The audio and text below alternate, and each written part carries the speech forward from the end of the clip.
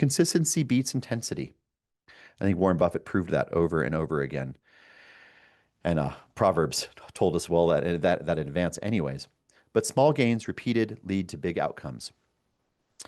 And the quote here is, wealth won quickly dwindles away, but gathered little by little it grows.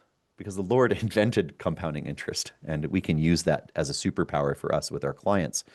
But the last warning I want to give from a psychological perspective on this idea of compounding interest is this.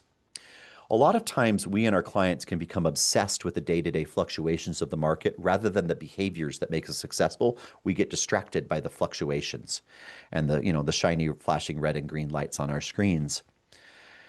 But I would like you to think about it from a different perspective, from a medical perspective.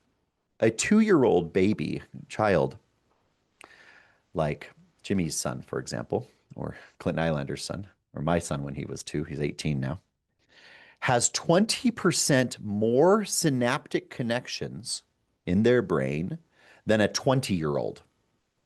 So my son has 20% less synaptic connections today than he did when he was 2.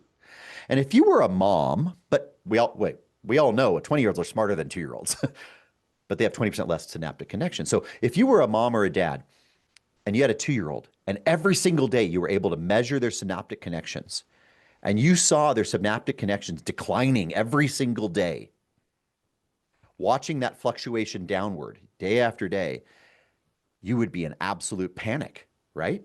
You'd think this is going to zero, but it doesn't go to zero.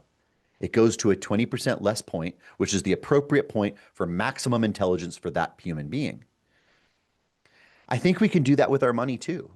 If we just constantly focus, oh gosh, this is down a little bit today. Oh, this one, look at that with it. We're doing the same thing. We're just measuring synapses and ignoring the result, which is 20 years down the line, which is an intelligent person or a well-functioning portfolio. So my last slide on some of these behavioral and psychological points is this idea of avoiding loss and hoping for gains.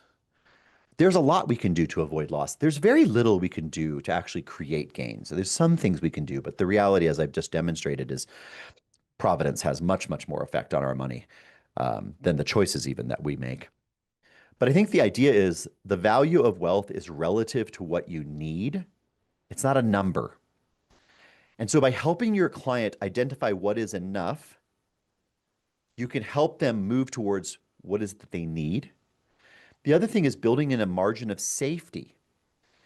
So when you're designing portfolios and you're working with your clients, you have to measure their breaking point, because every human being has a breaking point where if the market or their money or whatever gets worse, they just can't do it.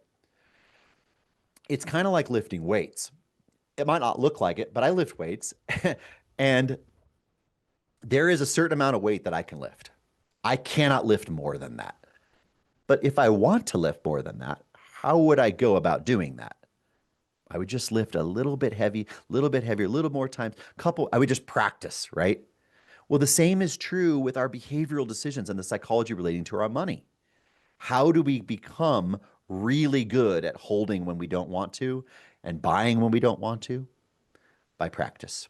All human beings are the same in this regard. We must practice the virtues which bring us to success, financial and spiritual.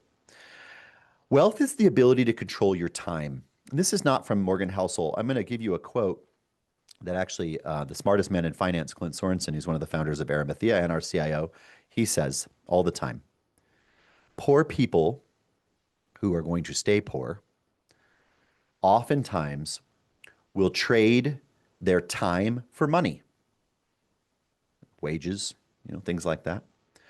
Rich, successful people that are going to stay rich and successful trade their money for more time.